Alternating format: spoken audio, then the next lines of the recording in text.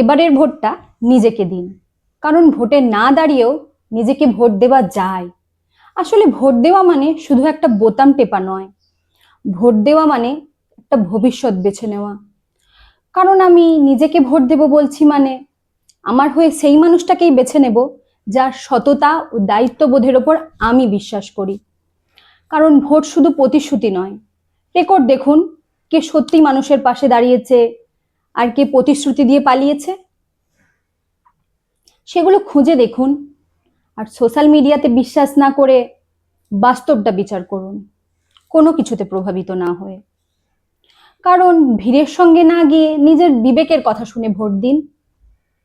আর ওই ভোটের একটা মুহূর্তই ঠিক করে দেবে আগামী 5 বছর আপনি কেমন থাকবেন,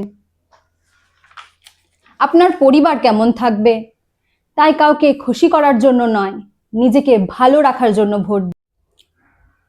কারণ ওই একটা ভোটই ঠিক করে দেবে ভবিষ্যতে আপনি মাথা উঁচু করে বাঁচবেন না মাথা নিচু করে সবটা সহ্য করবেন। তাই এবারের ভোটটা আমি নিজেকেই দেব। নমস্কার।